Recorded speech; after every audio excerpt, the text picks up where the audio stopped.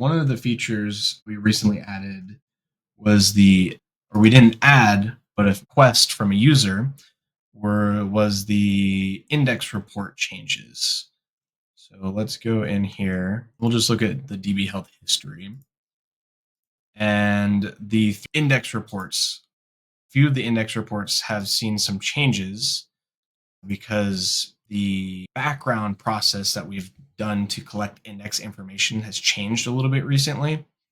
So in version 3, we changed the method index information is saved to the DB Health History database. So how often these indexes are used is saved to the actual database so that you can see the historic usage over time. The good thing about this historic usage is it doesn't refresh this information on every server restart. So you're able to see, say you have it running for an entire year, but you've restarted every single month, you'd only see the last month of data on there. But with the historic information, you're able to see the entire time that the DB Health History database has been collecting information for you there. So it's giving you a more accurate representation of what's happening historically. That's really important because some clients have certain queries that run at specific times of the year, specific times of the month. And if you have a regular restart cadence, your index usage may not be 100% accurate.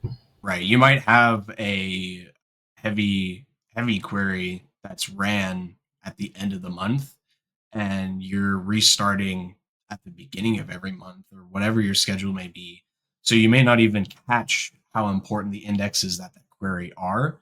And whoever's looking at it may see, oh, I've never seen this index used, when in reality, it's doing a bunch of heavy lifting for a once a month or a quarterly query.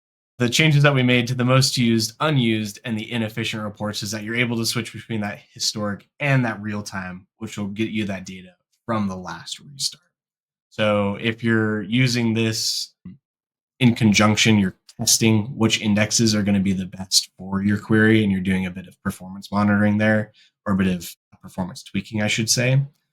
Switching to real time is going to give you a better view of what's actually being used versus historic. If they're kind of new, maybe you're not getting, or you've changed the index a little bit, maybe you're not getting the most up-to-date information with that. So that comes from a user. It was a super cool request. One, to be able to work with a user to figure out what works best for them, but also see why it works best for them and how many use cases this can actually go into. Before we go any farther, can we clarify the definition of real-time and historic? So the historic is all time. Real-time is since the last reboot, correct? Yeah. Okay.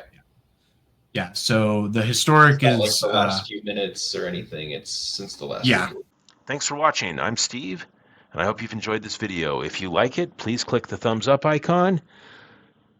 And if you want to subscribe, click subscribe to our channel and click the bell icon to get notified when we have new videos. All right, have a great day.